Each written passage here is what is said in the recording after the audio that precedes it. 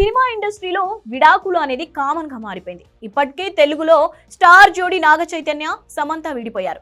తమిళ్లో ధనుష్, ఐశ్వర్య విడాకులు తీసుకున్నారు. హిందీలో అభిషేక్ బచ్చన్, ఐశ్వర్య రాయ్ కూడా డివోర్స్ తీసుకోబోతున్నట్లుగా చాలా కాలంగా ప్రచారం జరుగుతోంది. అయితే గతంలో ఈ విషయంలో స్పందించిన అభిషేక్ అలాంటిది ఏమీ లేదని చెప్పే ప్రయత్నం చేశాడు. కానీ ఐశ్వర్య మాత్రం ఇప్పటి వరకు రియాక్ట్ కాలేదు.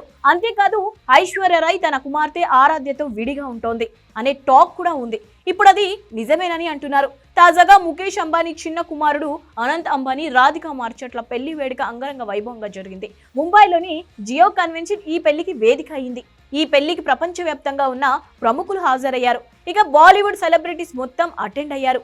తమ డాన్స్లతో కేక పుట్టించారు. ఇక పెళ్లికి అమితాబ్ కుటుంబం కూడా హాజరైంది. అయితే అమితాబ్ బచ్చన్, జయా బచ్చన్, అభిషేక్ బచ్చన్, అమితాబ్ కూతురు శ్వేతా బచ్చన్, ఆమె పిల్లలంతా కలిసి వచ్చారు. కానీ ఐశ్వర్య రాయ్ కూతురు ఆరాధ్య మాత్రం విడిగా వచ్చారు. ఫోటోలు కూడా విడివిడిగానే ఇచ్చారు. అందుకు సంబంధించిన ఫోటోలు సోషల్ మీడియాలో వైరల్ గా మారాయి. దీంతో అభిషేక్, ఐశ్వర్య విడాకులు ఖాయమని టాక్ ఊపందుకుంది. మరి ఈసారి అభిషేక్, ఐశ్వర్య దీనిపై స్పందిస్తారేమో చూడాలి మరి.